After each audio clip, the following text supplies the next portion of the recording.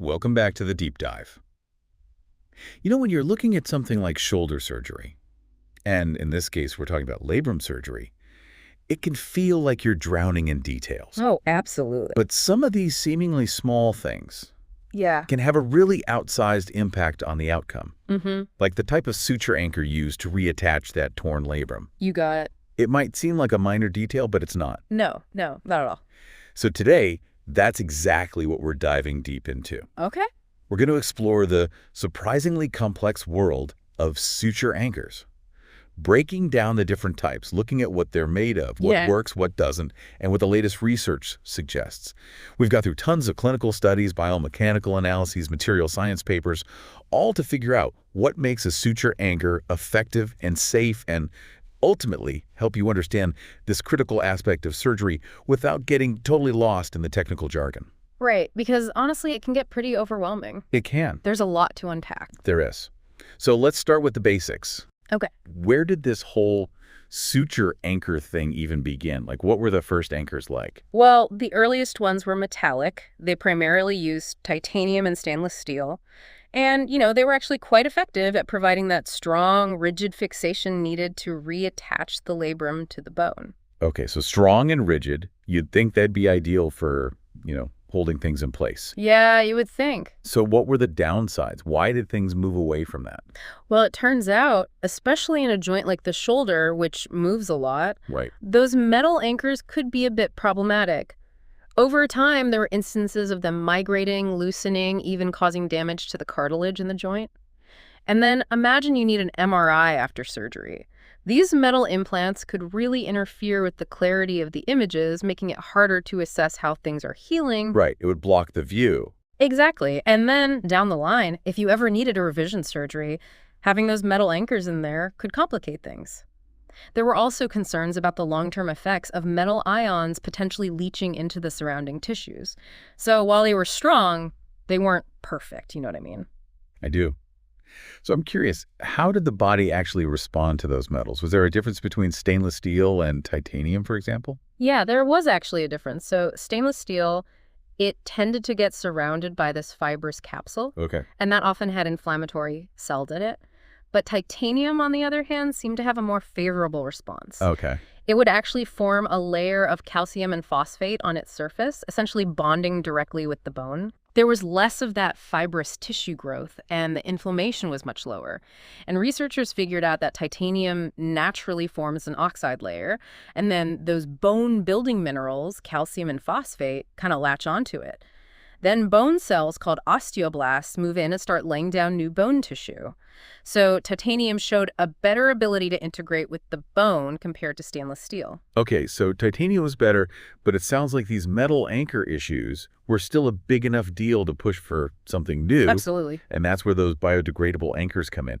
The idea of something that just dissolves over time is pretty mind-blowing. It is, right. It really seemed revolutionary. The main goal with biodegradable anchors was to get rid of all those complications we were seeing with the metal ones. Right. Easier future surgeries, clearer imaging after surgery, better interaction with the body, and the big one, no need to go back in and take the anchor out. Yeah. Those benefits were really attractive. I bet. So what exactly are those dissolving anchors made of? Well, they're made of biodegradable polymers, and those can come from natural sources, synthetic sources, or even a combination of both.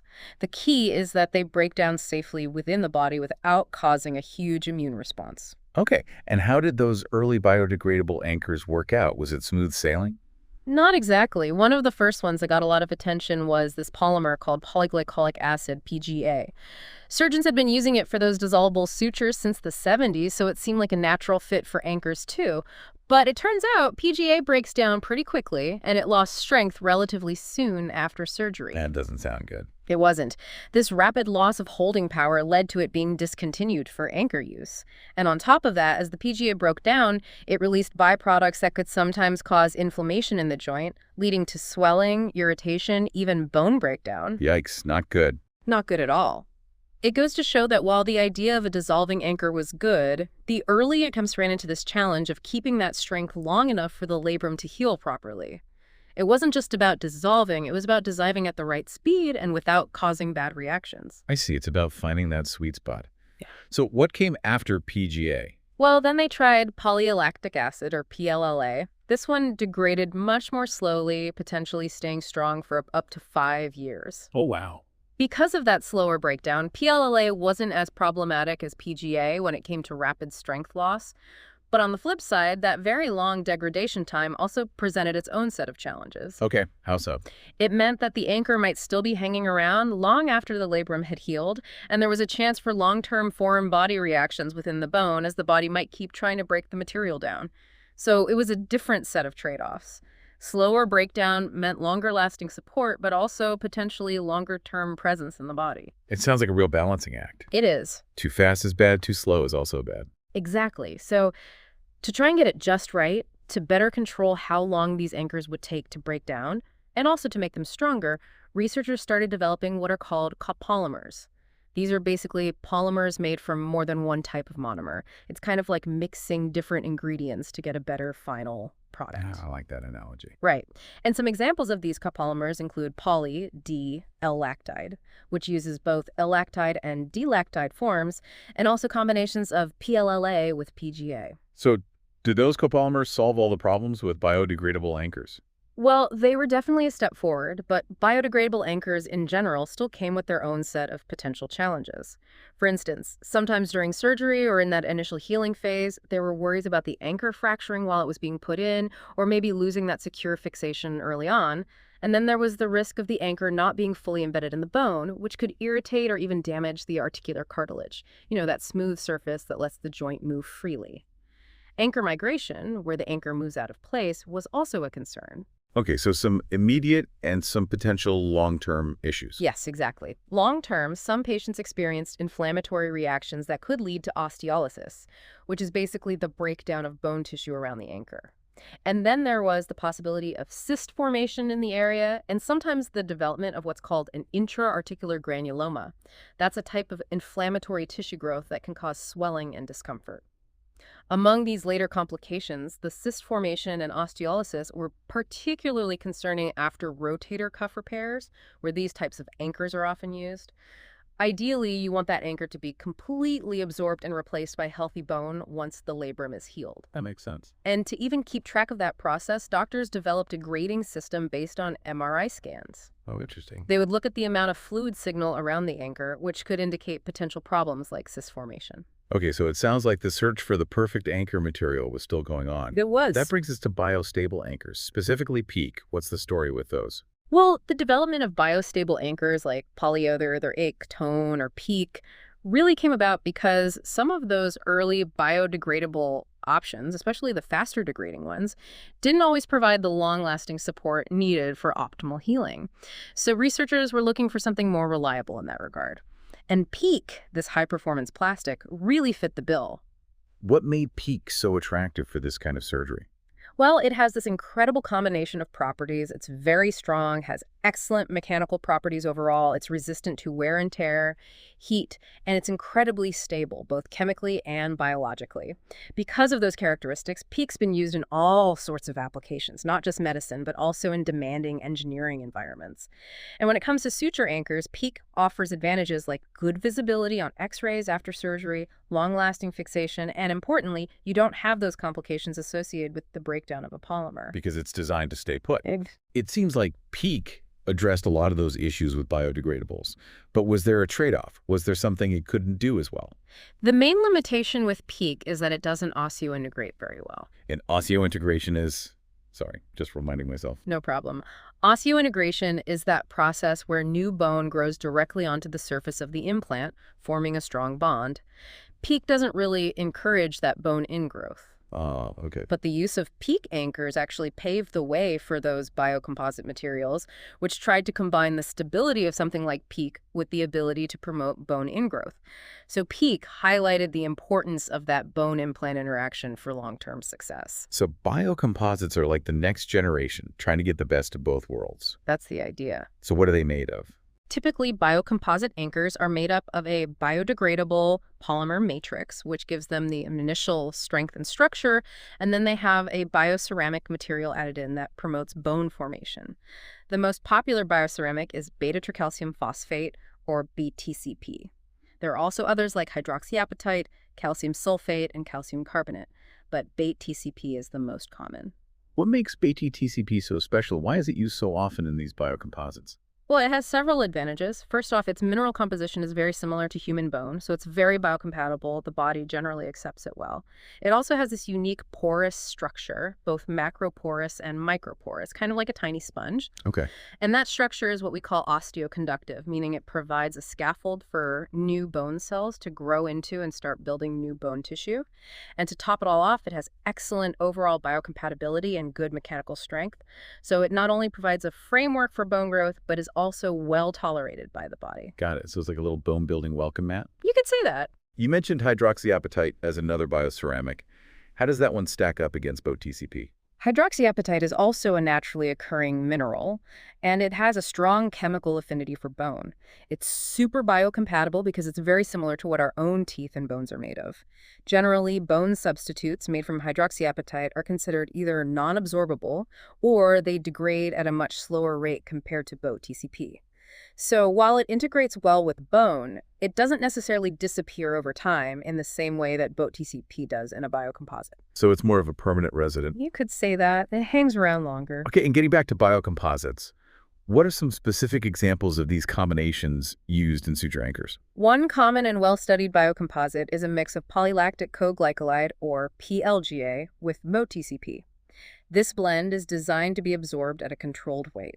The PLGA provides that initial strength and fixation, while the PCP acts as a stimulus and a scaffold for new bone to grow. It's like a tag team. Exactly. And this PLGA-TCP combo has shown some of the highest rates of osteoconductivity. It is.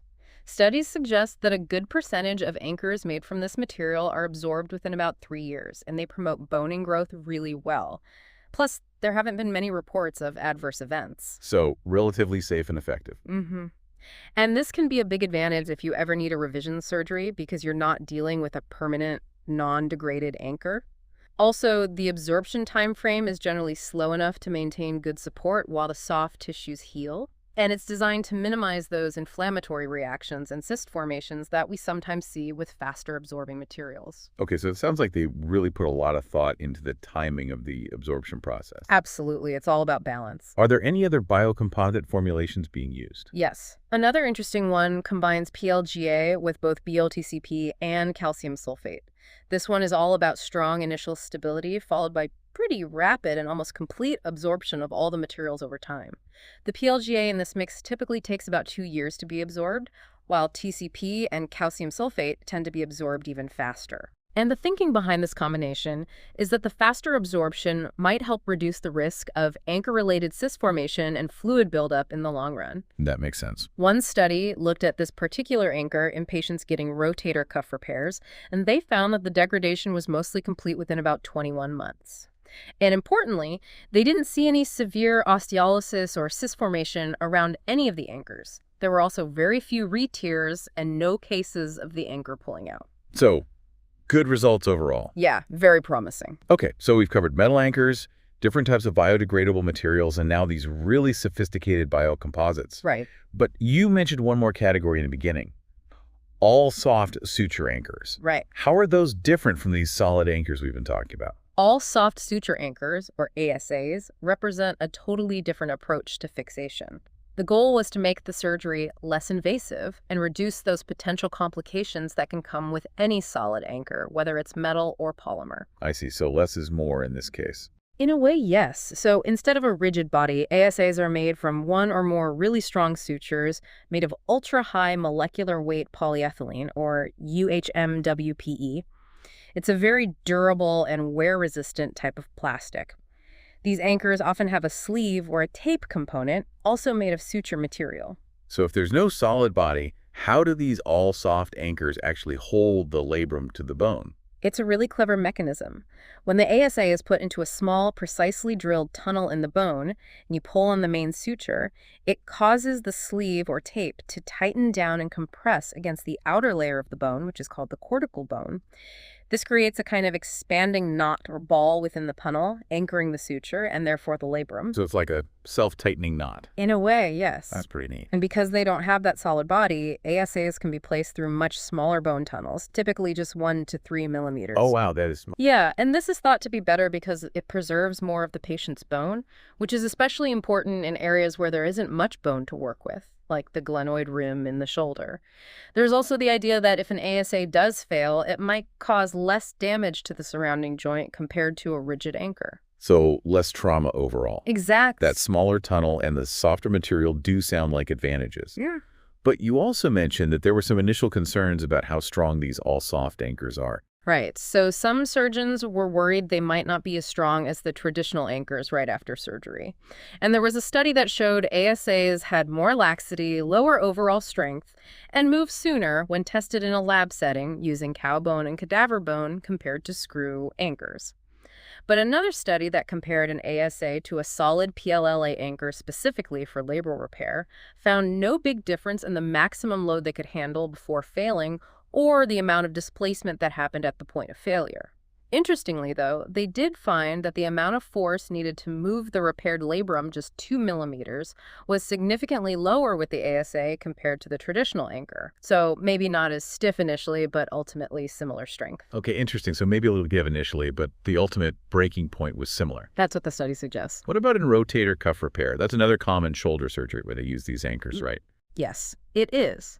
And while the exact minimum load needed for a successful rotator cuff repair is still debated and probably varies depending on things like bone quality and the tear itself, a load of 250 newtons has been suggested as a reasonable minimum for early rehab. Okay. And a study that looked at 10 different types of ASAs found that all of them could handle more than that 250 newton load. So it seems they can provide enough initial fixation for rotator cuff repairs too. That's good news. What do the bigger reviews that look at all these different anchor types say? Do they give us an idea of which one comes out on top? Well, a big systematic review and meta-analysis that looked at a bunch of biomechanical studies on suture anchors for rotator cuff repair found some interesting things. They found that PEEK and all-suture anchors tended to have higher ultimate failure loads. That means they could handle more force before breaking, but they didn't find a difference in stiffness between the anchor types.